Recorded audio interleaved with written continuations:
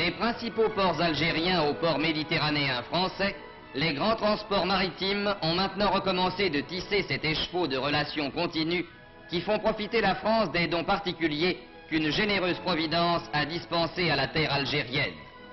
De décembre au milieu d'août, les quais de Marseille, la rade de Sète, éternellement inondée de soleil,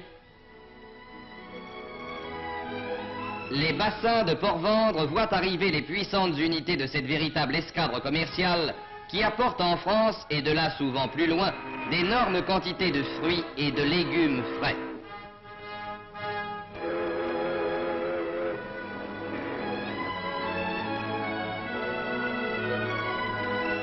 Ce sont de beaux navires dont les noms parlent de ciel bleu, de soleil, de terre riche, de paysages variés, différents de ceux de l'Europe.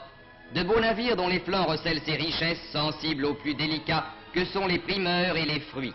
Des primeurs et des fruits venant du pays lointain qui les produit grâce à un climat généreux, au labeur acharné de tous ses fils et dont la vocation est de les produire et de les exporter à une époque où d'autres pays moins favorisés en sont privés. Car alors que l'hiver sévit encore sous le ciel européen, l'Algérie récolte à profusion pommes de terre, carottes, artichauts, pois, haricots verts, tomates. Lorsqu'en France, les vergers fleurissent à peine, les courriers d'Algérie transportent des cerises et des abricots que le soleil a fait mûrir en avance et qui sont en Europe les annonciateurs du printemps.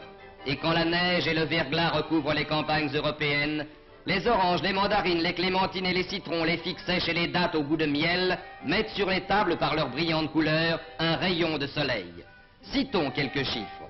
Au cours de l'automne et de l'hiver 47-48, l'Algérie a exporté 900 000 quintaux d'agrumes, 200 000 quintaux de dattes, 370 000 quintaux de figues sèches. Au cours de l'année tout entière, plus de 2 millions de quintaux de fruits et de légumes frais.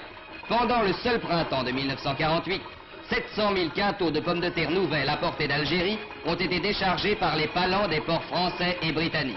À point important s'il en est, apporté au ravitaillement des populations privées à ces époques de légumes et de fruits.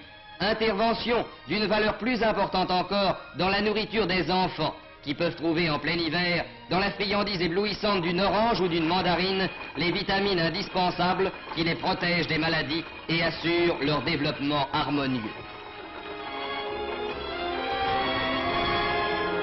Mais au temps où nous vivons, le courrier maritime n'est qu'un lent marcheur lourdement chargé. L'avion possède d'autres mérites qui passent dans les mots rapidité, vitesse. Et dans l'air, les courriers d'Algérie tracent un autre réseau dont les fils s'étendent aujourd'hui jusqu'aux capitales du Nord. Chaque jour, les aéroports, ces grandes gares aériennes des villes d'Europe, peuvent voir se poser les cargos de l'air qui, sans secousse et sans heurts, apportent en quelques heures les primeurs et les fruits récoltés la veille. C'est que l'avion est le transporteur idéal des produits de qualité dont l'Algérie peut se targuer d'être la grande productrice. Les conditions de fraîcheur, de stabilité, de transport rapide et parfait sont par l'avion garanties. Sans délai, fruits et primeurs peuvent passer du centre de production algérien au centre de consommation européen. Et les tables d'outre-mer peuvent se couvrir, comme dans les légendes, de fruits et de primeurs qu'on vient de cueillir au jardin, bien que le jardin soit à plus de 2000 kilomètres.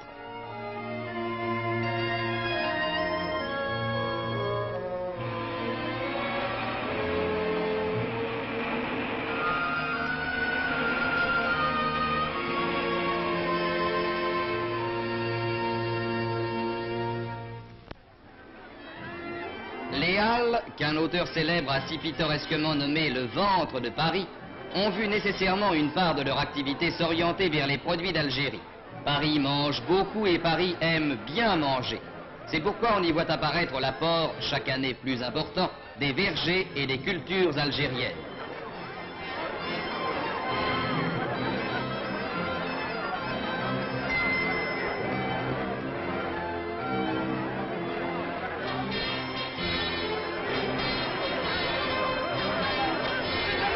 Mais Paris n'est pas un exemple isolé.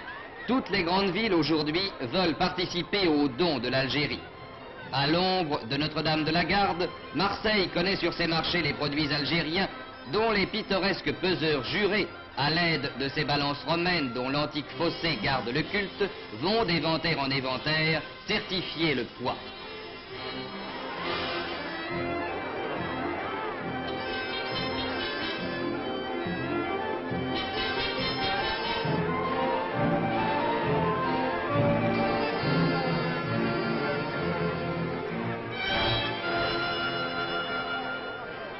À l'ombre de l'église de Fourvière, Lyon aussi voit se répandre sur ses marchés aristocratiques ou populaires les plantureuses richesses de la terre algérienne.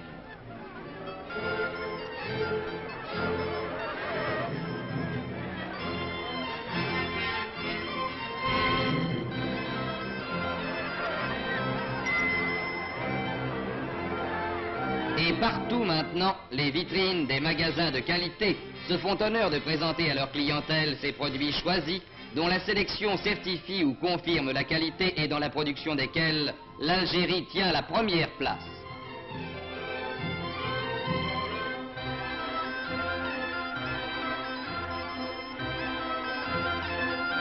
À ces détails riches de couleurs qui ajoutent au spectacle de la rue dans les grandes villes, s'en ajoutent d'autres plus familiers et plus sensibles. Le don de l'Algérie, c'est aussi cette scène classique des jardins publics, c'est aussi cette orange dans une petite main, cette joie dans les yeux d'un enfant.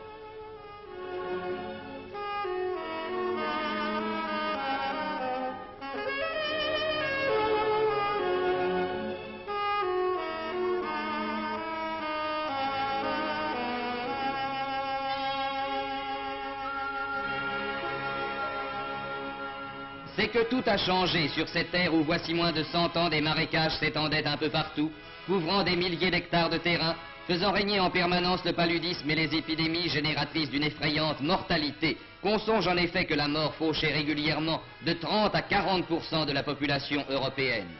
L'Algérie, pouvait-on penser, devait rester en grande partie inculte et sauvage. On comptait sans l'effort français. À force de volonté, d'ingéniosité, de courage et de sacrifice, les marais ont pu être asséchés, les rivières endiguées et d'immenses espaces rendus aux cultures et à la production. Aujourd'hui, aux endroits où s'étendaient autrefois ces espaces stériles et malsains, s'étendent les vastes cultures qui font de l'Algérie une terre bénie, bienveillante aux hommes. Mais dans ce pays, l'eau est rare et par conséquent précieuse. Il faut pouvoir conserver celle qui tombe du ciel, qui dévale des pentes, enfle les rivières et les torrents et se perd dans la mer ou dans les sables. Dans ce but, un gigantesque programme de construction de barrages a été entrepris et réalisé. Chacun de ces barrages réservoirs assure l'irrigation de vastes domaines dont le périmètre englobe quelques 20 000 hectares. Et l'on voit s'étendre chaque année sur les cartes la surface des terres irriguées, grandir les nouveaux domaines livrés à la culture.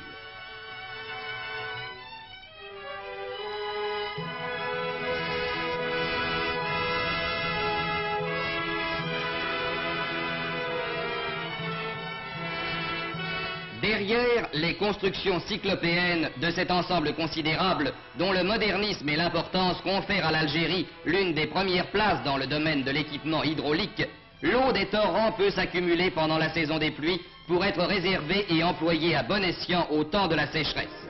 Un système étendu de conduites de toute taille, allant du large canal à la simple rigole d'irrigation, s'étend et se diversifie dans le périmètre d'action du barrage pour assurer la fertilité des terres. Ainsi, dans ces plaines fertiles, dans ces vignes immenses, l'Algérie recueille-t-elle aujourd'hui les fruits des efforts prodigieux de tous ses fils, venus de la métropole ou nés dans ce pays, qui communient dans le labeur fécond et l'activité créatrice.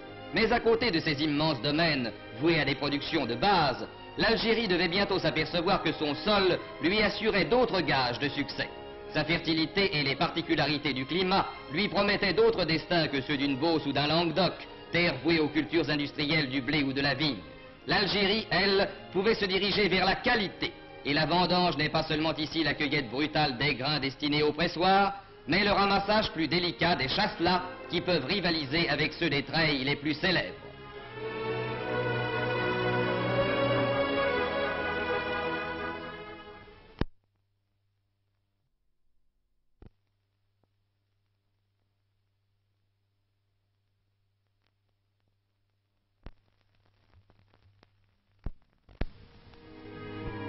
L'olivier a fait des progrès, et dans le nombre et dans la qualité.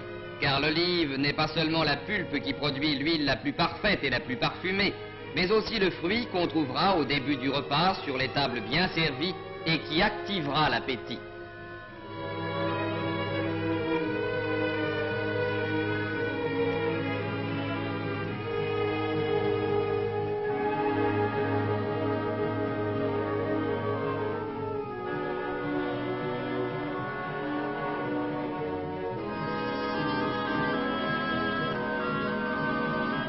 Les orangeraies médiocres d'autrefois ont fait place à de magnifiques vergers régulièrement plantés et particulièrement soignés. Et l'heure de la cueillette de ces fruits d'or, qui ressemblent à ceux dont parle la légende des Hespérides, est un spectacle bien fait pour évoquer les terres bénies, où l'abondance et la beauté se confondent dans le décor de lumineux jardins.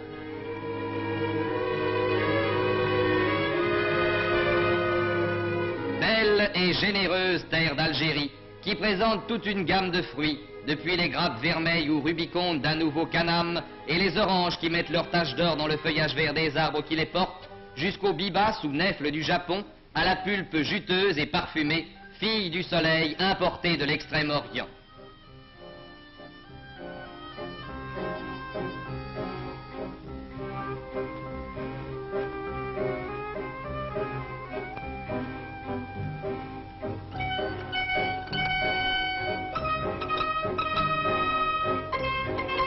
Belle et généreuse terre d'Algérie, qui offre sur les routes du sud ces étonnantes palmeraies, symphonies d'ombre et de lumière, surgies comme par miracle des sables brûlés du désert. Comme les colonnes d'un temple gigantesque aux innombrables nefs, les dattiers lancent vers le ciel leurs troncs hiératiques et semblent offrir au soleil en témoignage de reconnaissance pour la vie ardente qu'il leur donne, les régimes de fruits sucrés qu'ils portent, dont l'abondance fait la richesse et la joie des populations. Qui goûte aux dattes, sans sourdre en lui impétueux et tenace, le désir de connaître les oasis ensoleillées qui retentissent sans fin du murmure de l'eau fraîche courant dans les séguias. Belle et généreuse terre d'Algérie, qui offre au sortir de l'hiver les cerises écarlates des étés d'Europe.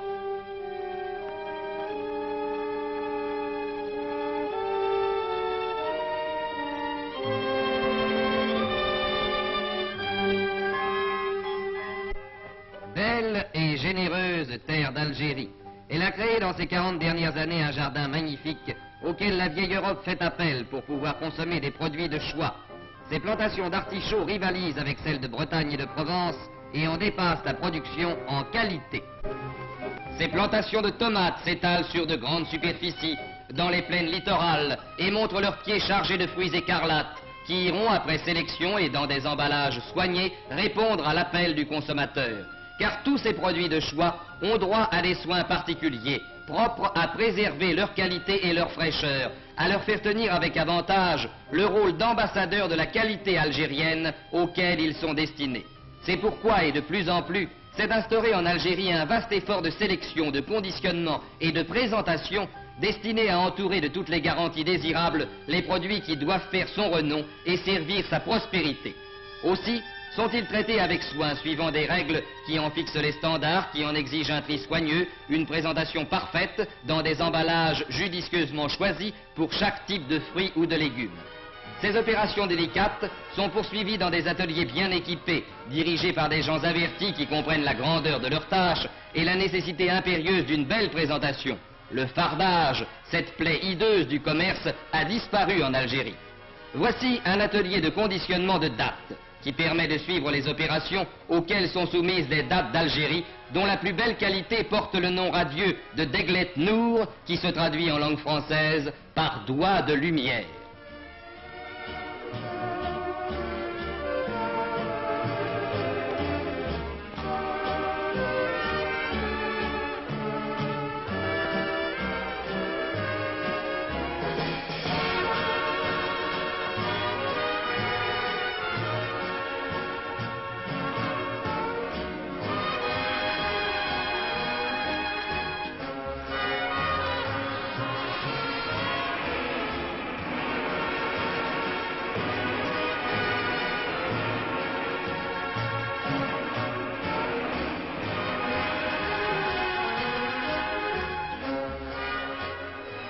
Voici pareillement des ateliers où sont traitées les oranges, les mandarines, les clémentines, lavées, séchées, brossées, calibrées mécaniquement, triées et emballées avec soin dans des caisses ou des cajots.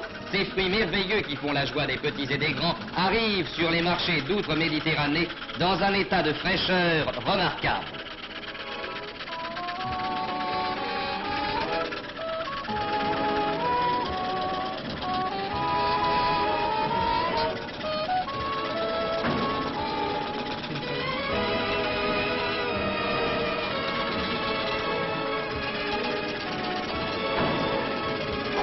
les autres fruits, nèfles, cerises, abricots, prunes, raisins, chasselas, sont traités avec les mêmes soins, avec, peut-on dire, le même amour, avec le désir ardent, qu'ils arrivent à destination en parfait état pour la délectation du consommateur lointain auquel ils sont destinés.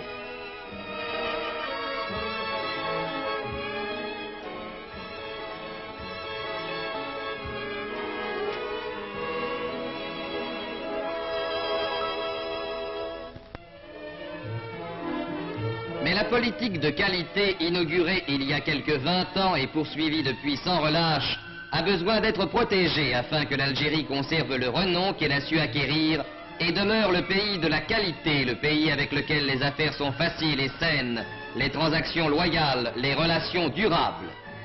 C'est pourquoi elle a accompagné la standardisation obligatoire de mesures de contrôle qui assurent le respect de la réglementation instituée.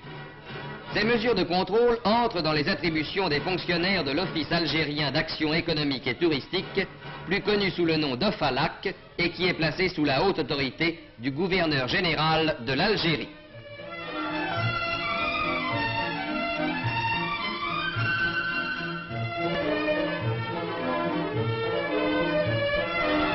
Dans chaque port algérien, de Nemours à Beaune, des contrôleurs de l'OFALAC vérifient la qualité, le conditionnement, la présentation des produits présentés à l'expédition et n'accordent l'autorisation de sortie qu'à ceux qui répondent rigoureusement aux standards établis.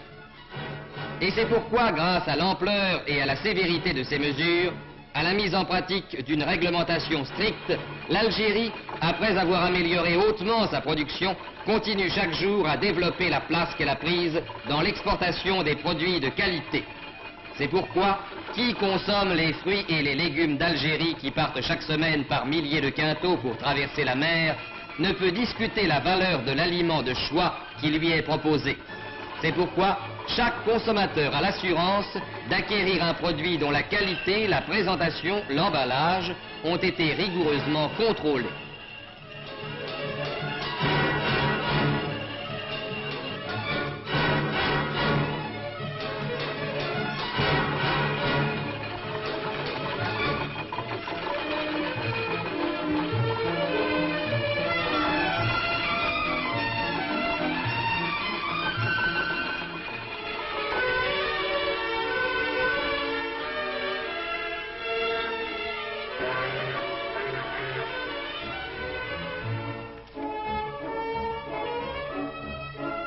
L'innovation de l'envoi par avion n'a fait qu'amplifier et développer le système de contrôle établi dans les ports. Chaque aérodrome, comme chaque port, a ses contrôleurs vigilants dont les sondages décident de l'arrêt d'une expédition entière. Risque énorme que ne peut courir qu'un expéditeur peu consciencieux. Risque énorme, toujours suspendu, qui garantit au consommateur lointain la qualité du produit qu'il achète et conserve à l'Algérie l'attachement de ses clients d'outre-mer.